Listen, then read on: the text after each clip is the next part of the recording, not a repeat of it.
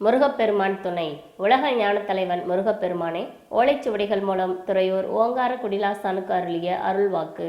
இந்த சுவடி வாசகங்களை பக்தியுடன் கேட்டால் கேட்கின்ற உங்களுக்கு ஞானம் சித்திக்கும். உங்களது துன்பமெல்லாம் தீரும். இதை உங்களுக்கு தருகின்ற நாங்களும் புண்ணியம் பெறுவோம்.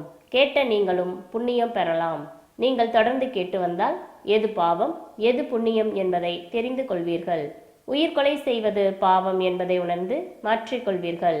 பாவ புண்ணியங்களை அறிந்து தெளிந்து நீங்கள் செய்த பாவங்களில் இருந்து விரைந்து விடுபட்டு உண்மை ஞானத்தையும் அடையலாம்.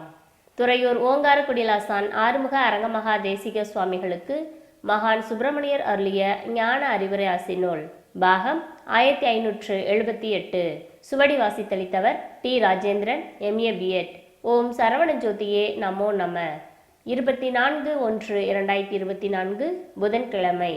தர்மசக்தியே அரங்கா வாழ்க, தவசித்தி மிகு தேசிகா வாழ்க, பெருமை மிக்க ஞான உலகம் படைக்க பிரணவ குடில் படைத்த அரங்கனே வாழ்க. வாழ்க என வாழ்த்தி சுப்பிரமணியர் யானும் வழங்குவேன் அரங்கனுக்கு ஞான அறிவுரை ஆசி.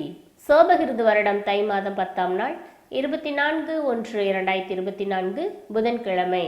ஊழ் போக்கி உலகோர்க்கு ஞானம் அருளுகின்ற உயர் ஞானியாய் வந்த அரங்கனே, அரங்கனே உன் அவதாரம் இந்த கலியுகத்தில் ஆறுமுகன் என் வெளிப்பாடாகவும் இந்த உலகத்துக்கு ஞான ஆட்சி தரக்கூடிய வல்லமையாகவும் அளவிலா ஞானிகளை படைத்து ஞானலோகமாக்கி இந்த உலகிலே ஞான சித்தர் காலத்தை உருவாக்கி இனிதே ஞானிகள் ஆட்சியும் ஞானவான்கள் ஆட்சியுமாக நடந்தேற உயர் சேவை ஆற்றுகின்ற அரங்கனே, ஐயனே உந்தனுக்கு சுப்பிரமணியர் யான் மகாசக்தியாயிருக்க சிந்தைப்பட உன் தடம் வருகின்ற அன்பர்கள் அனைவரும் சித்திமிகு ஞானிகளாக இந்த கலியுகத்தில் மாற்றம் கண்டு விந்தைப்பட அவர்களெல்லாம் உலகை மாற்றும் மகா சக்திகளாக வேளவன் என காணும் உயர் மாந்தர்களாக ஆற்றல் பெருகி இந்த கலியிலே அரங்கன் முன் அவதார நோக்கம் பூர்த்தியாகும்.